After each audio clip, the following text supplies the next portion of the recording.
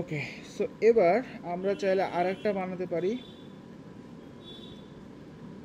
Suppose আমরা এই যে টুলবার বাটনটাকে যদি কপি করি, দেন এই জায়গায় দিয়ে হচ্ছে ডিলিট, টাইটেল ডিলিট, ঠিক আছে, console.log delete, তাহলে দেখতে পাবো যে আর একটা আমাদের চলে আসছে। সো রিলোড দিলাম, ক্লিক করলাম, আচ্ছা এখানে ডিলিটের আইকনটা পাচ্ছে না সম্ভবত। আচ্ছা, ডিলিটের আইকন নামের কোনো কিছু নাই আসলে, এখানে লিখতে হবে যেটা ট্রাশ, ঠিক আছে, তাহলে একটা আইকন পাবে।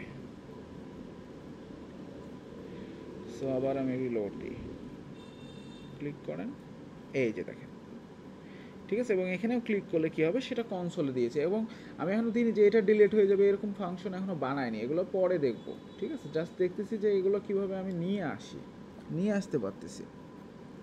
ওকে, সো এটা একটা গ্রুপ তৈরি হয়ে গেছে। আপনি যদি এখন এই যে টুলবার গ্রুপ যেটা, এটাকেই আবার কপি করেন, তাহলে কিন্তু আপনি দেখতে পাবেন যে আর একটা গ্রুপ তৈরি হলো ওইটা, ঠিক আছে, এবং ওইটার মধ্যেও আপনি যে চাইলে এখানে আলাদা এডিট করে নিতে পারেন, আবার চাইলে কিন্তু হচ্ছে যে এমনি দেখাতে পারেন। এই যে দেখেন, এটা একটা গ্রুপ, এখন এটা একটা গ্রুপ, দুইটা গ্রুপ তৈরি হয়ে গেছে, ঠিক আছে। সো এইভাবে চাইলে যে কোনো এখানে কাস্টম আপনি আইকন নিয়ে আসে কাস্টম কাজগুলো করতে পারবেন আপনার ব্লকের।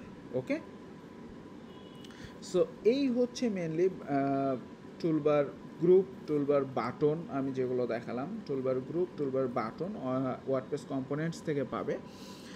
আর এখানে ব্লক কন্ট্রোলের আন্ডারে আমরা এটা লিখবো, তাহলে এটা ব্লক কন্ট্রোল আন্ডারে থাকবে। যেরকম এরপরে আমরা ইনস্পেক্ট কন্ট্রোল দেখতে পারি, যেটা পাশে সাইড বারে শো করবে। সো এভাবে স্টেপ বাই স্টেপ আমরা প্রত্যেকটা জিনিস এখানে শিখবো, ঠিক আছে।